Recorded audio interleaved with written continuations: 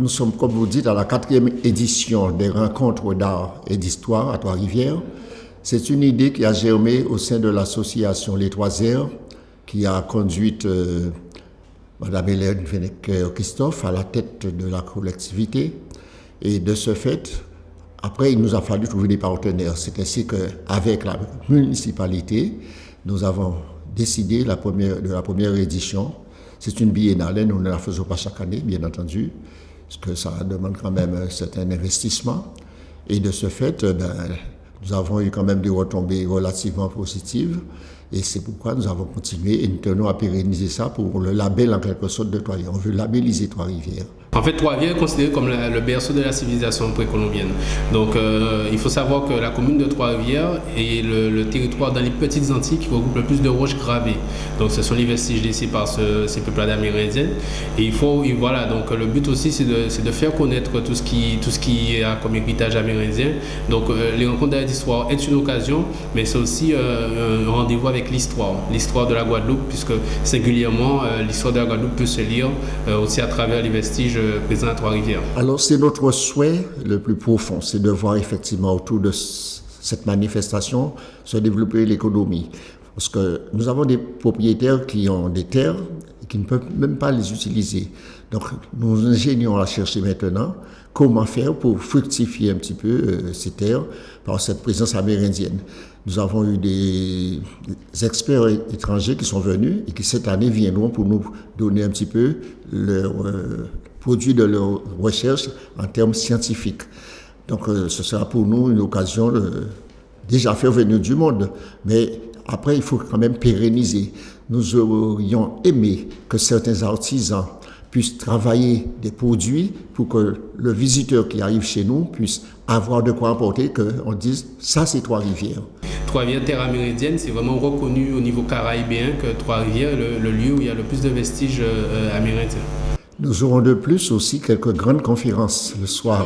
Chaque journée sera ponctuée par une conférence. Nous avons de grands conférenciers qui vont nous développer certains aspects aussi de cette vie-là. Nous avons notamment aussi, comment il s'appelle encore, ce qui travaille avec les contes de Lambie, là. Monsieur Martial Rancé, qui va aussi nous faire voir un peu une exhibition de ce qu'il a déjà fait.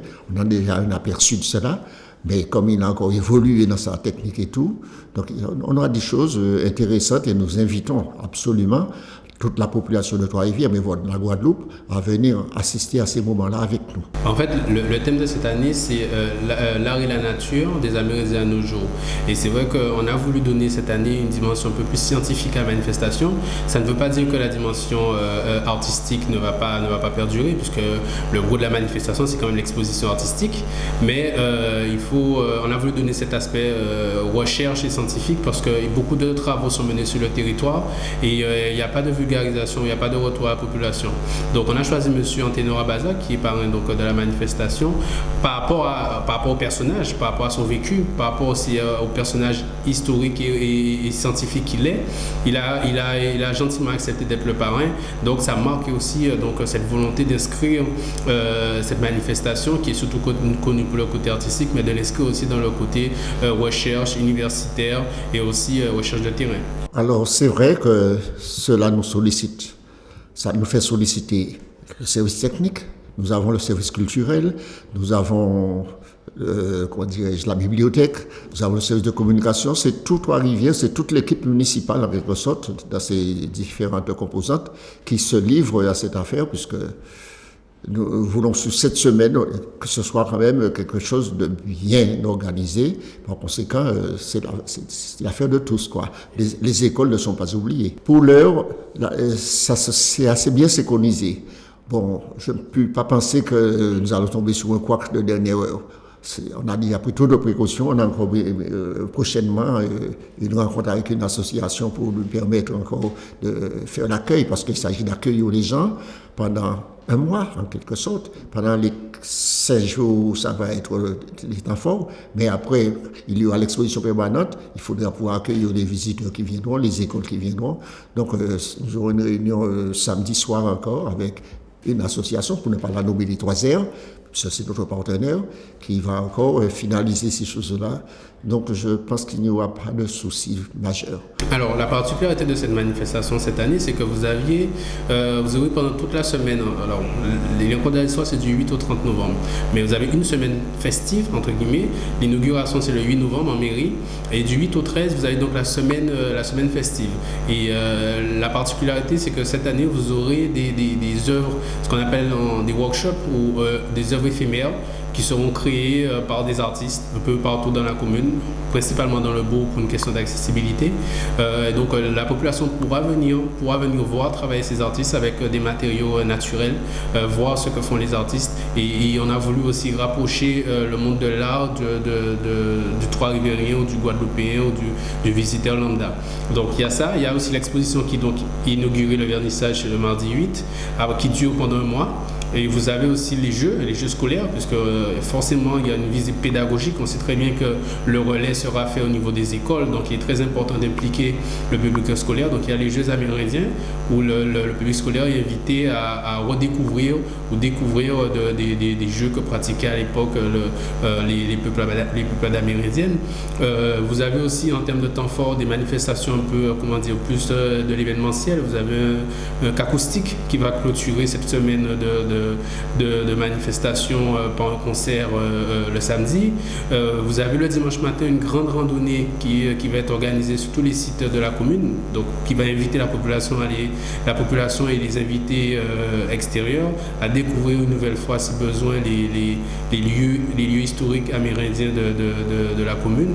Et donc voilà, on a vraiment voulu allier scientifique, artistique et aussi le côté populaire, parce que ça reste quand même une fête populaire. Bon, les premiers vont arriver quand même courant novembre, mais de toute façon, on est touriste à tout instant de sa vie pour plus que se déplace. La personne qui quitte la Grande Terre, qui vient à Trois-Rivières, elle est touriste d'un jour. Donc vous voyez, au moins ceux-là, nous espérons les avoir. Mais ces rencontres-là nous font glaner des gens un petit peu venant de partout. Parfois, nous avons des gens de la Martinique qui viennent. Parce que cette année, spécialement, nous n'avons pas d'exposants martiniquais, mais il nous arrive d'en avoir. Donc, vous savez, les artistes entre eux, ils se tiennent par la main. Celui-là aime bien voir ce qu'a fait l'autre, et il y a des échanges qui se font. C'est notre objectif, n'est-ce pas, communiquer sur Trois-Rivières. On a voulu cette année penser les rencontres d'histoire, notamment le vendredi, c'est un jour férié, le vendredi 11 et le samedi 12, un village. On a vraiment créé un village amérindien, un village des rencontres d'histoire sur le théâtre de Verdure, derrière la mairie, où effectivement il y aura des stands artisanaux, il y aura des stands culinaires. La population pourra venir aussi pratiquer des jeux, puisqu'on a mis aussi en place des jeux amérindiens. On a aussi des conférences, comme le disait M. Renoigny. Nous avons Carloman Bassett qui va être un des conférents. Vous avez M. Jean Barfleur d'Ibaba qui sera aussi conférencier. Vous avez donc un archéologue qui a travaillé récemment sur des terrains sur le Petit Carbet à Trois-Rivières. Et donc ce côté village amérindien, c'est là qu'on espère dans le village des rencontres d'histoire que la population aura un fort passage en plus de la mairie où il y a l'exposition. C'est d'ailleurs pour ça qu'on a voulu faire concentrer au niveau de la mairie, de ses jardins, le gros de la manifestation pour que les gens n'aient pas à se déplacer aux quatre coins de la commune pour avoir tout sur place. Donc l'idée de village amérindien, c'est quelque chose de novateur qu'on va essayer cette année et on espère, si ça prend bien, si la population répond présent, qu'on puisse continuer sur ce format-là. Je faillirais si j'oubliais de parler de l'Office du tourisme, qui dans ce cadre-là aussi nous est très précieux. Par conséquent, avec toute la publicité qu'elle a déjà mise en œuvre, ainsi que notre service culturel et notre service de communication, notre mot, ce serait que chacun puisse venir voir un petit peu ce qui se fait à Trois-Rivières dans le domaine culturel et nous apporte un petit peu, un peu de réconfort. Non, parce que nous faisons cela, ce n'est pas pour nous, mais j'aurais aimé que chacun vienne et s'en sorte ravi. Comme j'ai dit, les dates donc, du 8 au 30 novembre, c'est les rencontres d'histoire 2016, la semaine festive du 8 au 13, et après ce sera surtout l'exposition. Donc du 8 au 13, vous avez effectivement l'inauguration qui est le 8 en mairie à 19h. Après, vous avez tout ce qui est jeux scolaires, vous avez les workshops, donc les œuvres éphémères, vous allez venir voir les artistes travailler. Vous avez le village amérindien, le village des rencontres d'histoire le jeudi, le vendredi et le samedi, où la population sur des sites différents sont invités à venir se rencontrer. Vous avez les temps forts, chaque soir, vous aurez jusqu'au 12, vous aurez des conférences de présentation de livres, vous aurez des conférences scientifiques et aussi donc ce côté exposition, l'exposition qui dure donc un mois quasiment, où la population est invitée à venir découvrir Trois-Rivières, mais découvrir aussi ces artistes qui nous font l'honneur de participer. Être pointilleux n'exclut pas effectivement d'être agréable, de bien recevoir les gens. On sait très bien que c'est une action aussi touristique que l'on fait, donc on sait très bien faire. Donc je tiens quand même aussi, comme le dit M. Renoignier, à remercier tous les services de la mairie. Il faut bien savoir qu'une manifestation comme les rencontres de l'histoire, des rencontres d'art et d'histoire, c'est tous les services de la mairie qui sont mobilisés. Service culture et sport, service de la police, vous avez l'office de tourisme, les affaires scolaires, tout le monde tire dans le même sens. Et c'est vraiment, je pense, ce qui fait la réussite de cette manifestation depuis les 3 premières éditions, c'est que tout le monde, pendant cette période-là, tire dans le même sens. Et ça, c'est vraiment quelque chose de très appréciable. Il y a des téléphones, des adresses mail.